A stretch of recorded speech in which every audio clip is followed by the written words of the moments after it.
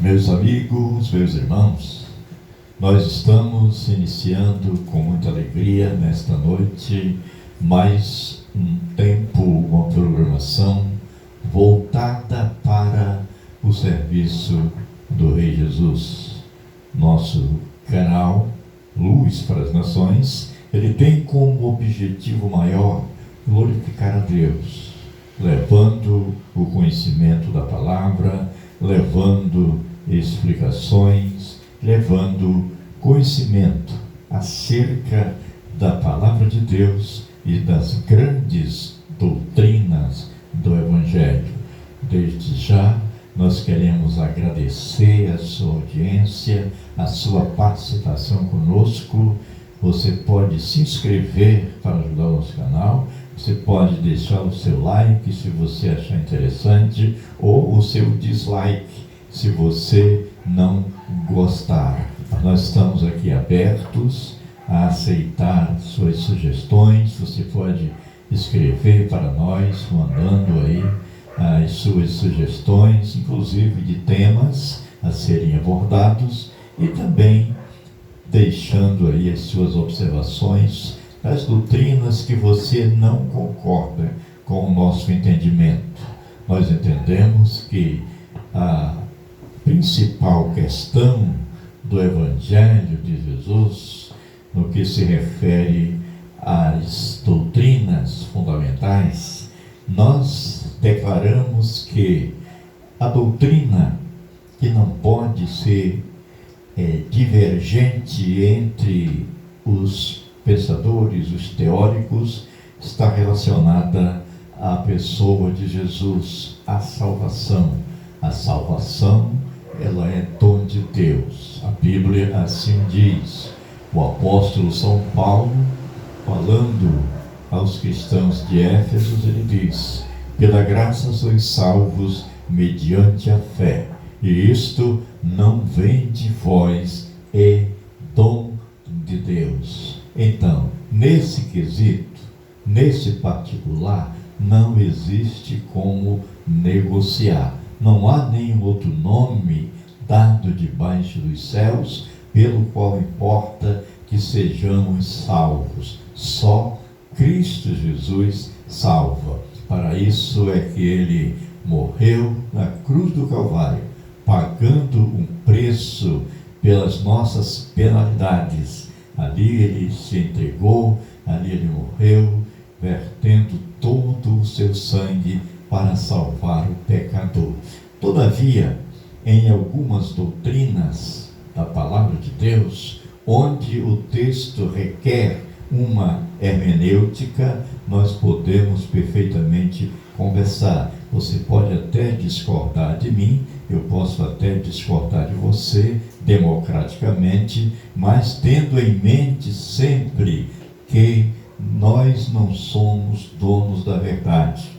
Nós não somos mestres. Mestre é só um, o Senhor Jesus, que aliás é o mestre por excelência, aquele que tem não somente o conhecimento, mas a autoridade para ensinar a todos nós. Então, hoje nós queremos falar aqui alguns instantes sobre uma doutrina importante da Bíblia, onde exatamente existem algumas divergências teológicas. Vamos estar falando sobre o surgimento do anticristo, o que precisa para que ele se manifeste, o que falta para que este personagem que é mencionado na Bíblia possa aparecer para estabelecer o seu governo. Então nós vamos tomar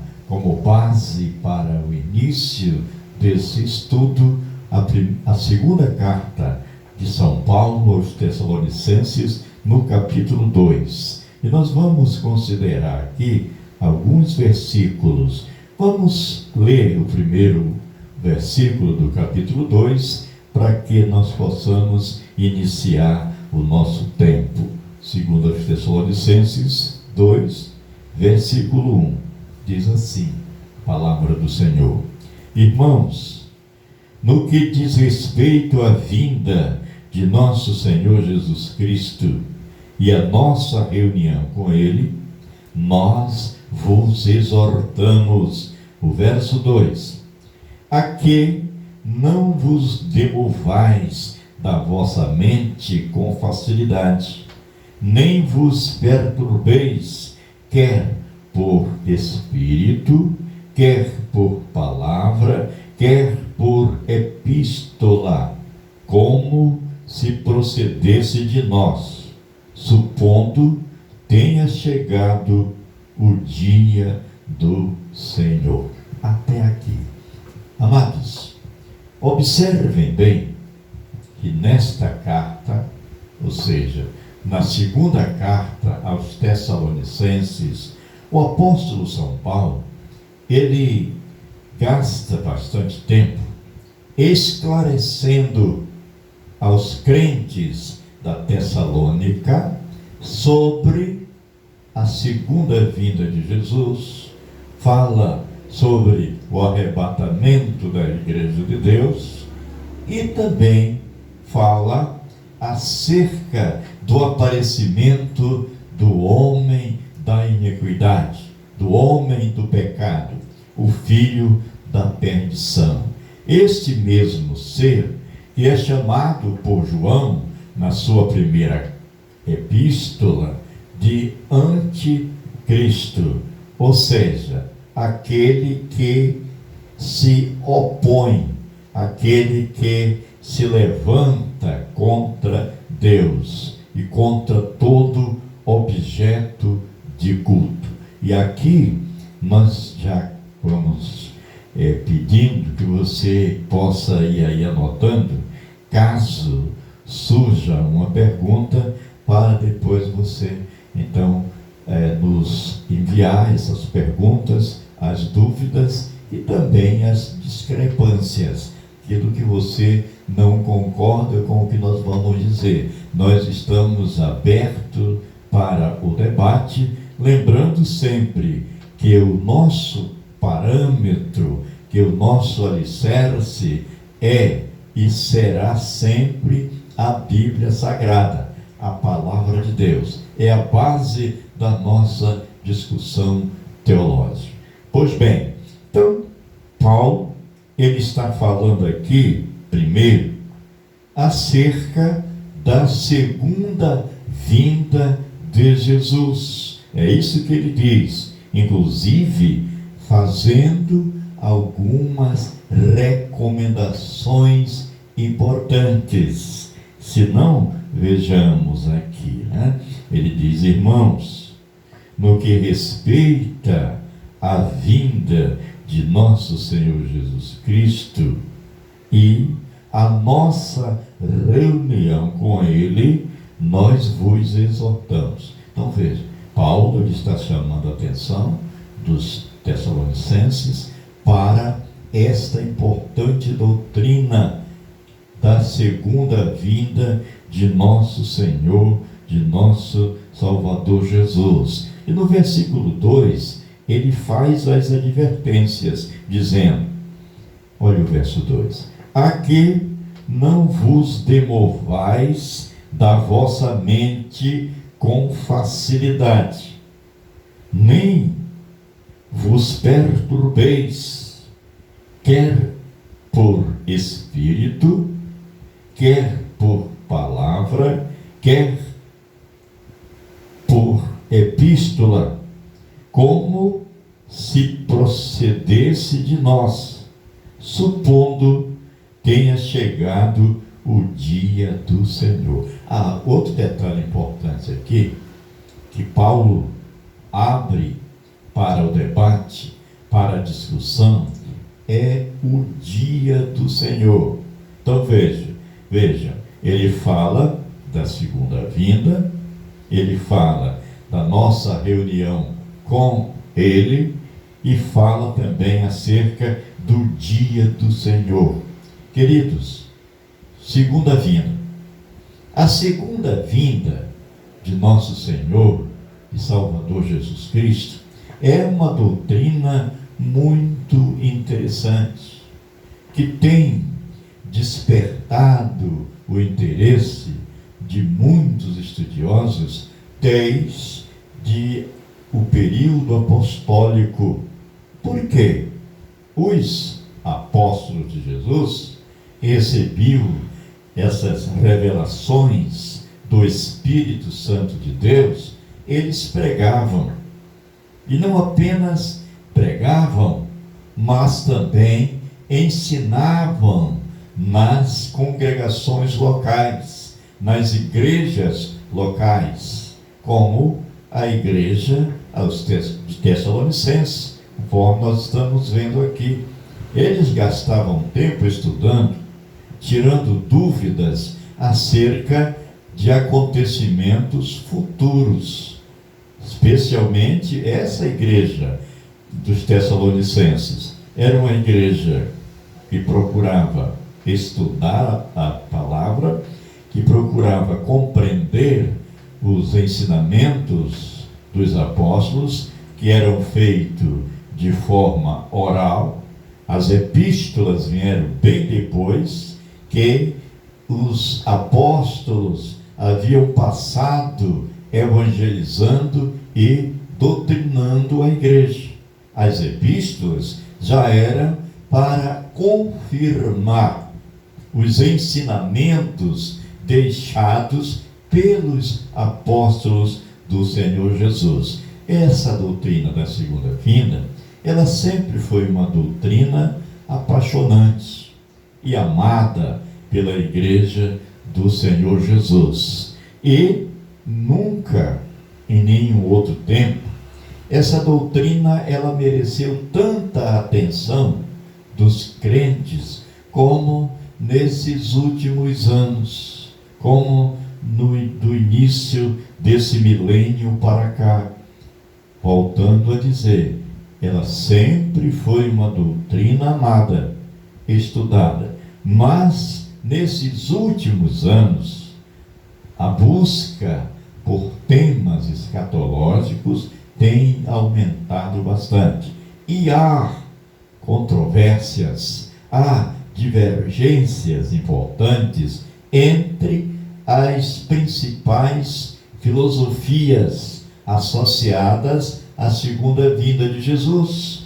Olha só, nós temos, por exemplo, as doutrinas pré-tribulacionistas, pré-milenistas, como temos a doutrina meso ou mid-tribulacionista, só para esclarecer rapidamente, porque não é essa a nossa temática de hoje à noite, mas o mid-tribulacionismo não é muito propagado, mas é uma doutrina que tem o seu espaço, onde os seus defensores, os seus principais expoentes, ensinam que a igreja do Senhor Jesus, ela não vai passar pela grande tribulação. Entretanto, ela passa pela tribulação, que está localizada naqueles primeiros 3 anos e meio. Depois, do que para o pré-tribulacionista seria 3 anos e meio depois do arrebatamento. Para os mides, na metade dos 7 anos, ou seja, 3 anos e meio, acontece o arrebatamento. E aí tem algumas explicações associadas ao tempo da ira.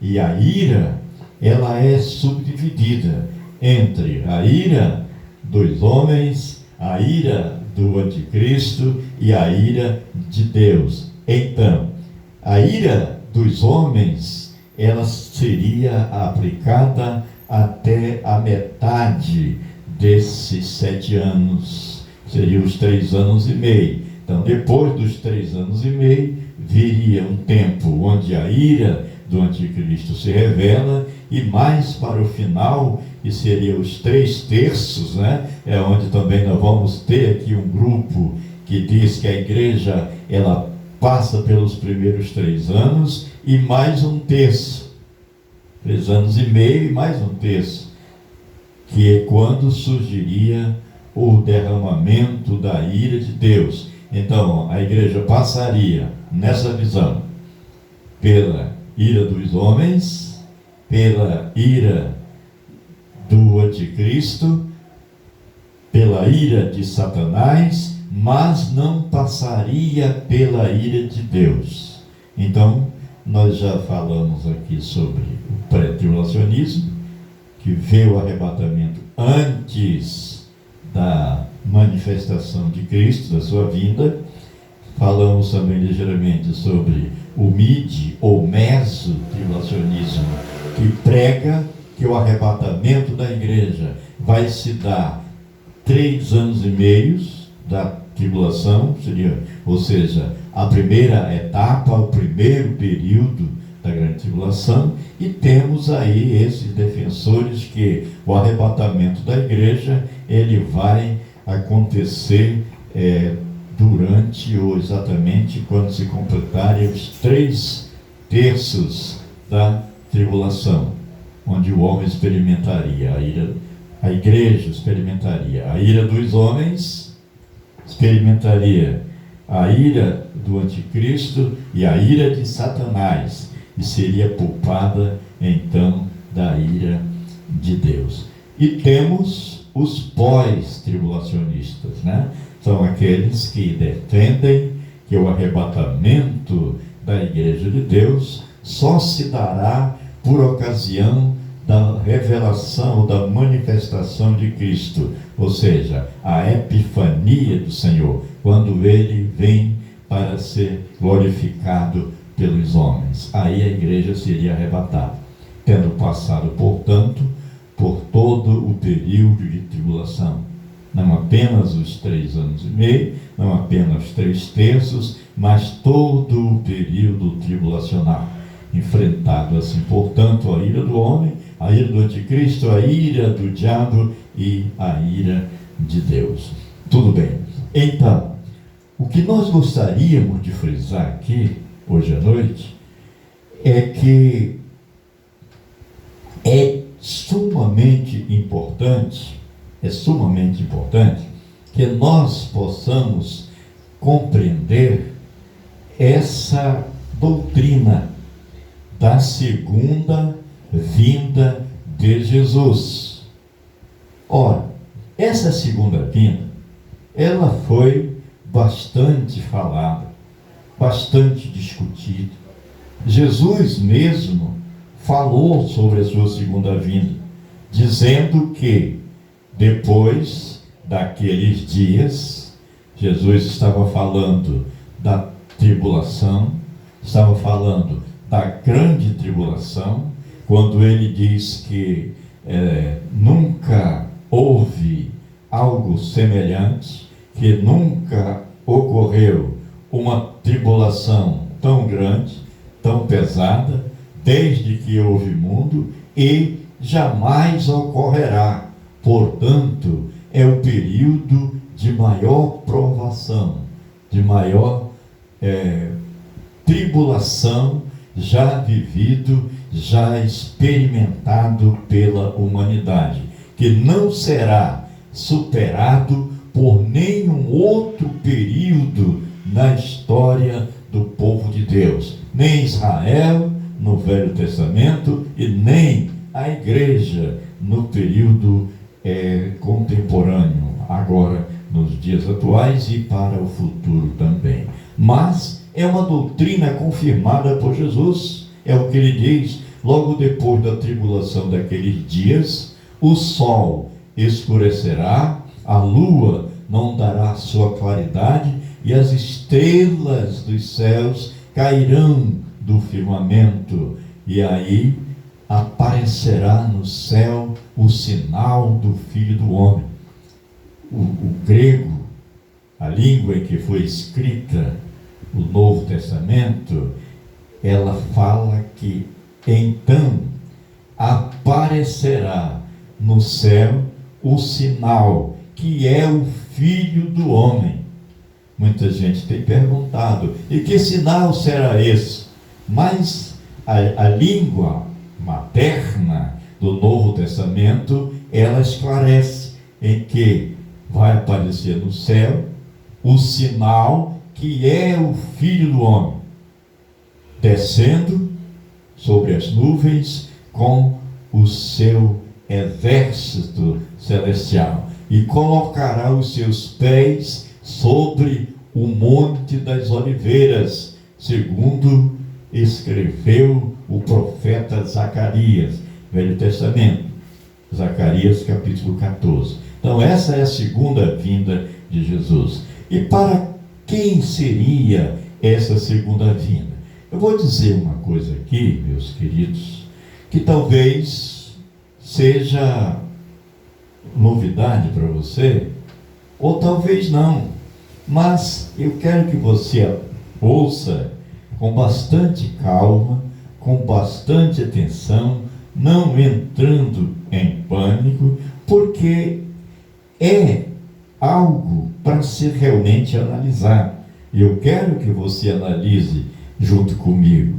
A segunda vinda de Jesus é para a nação de Israel.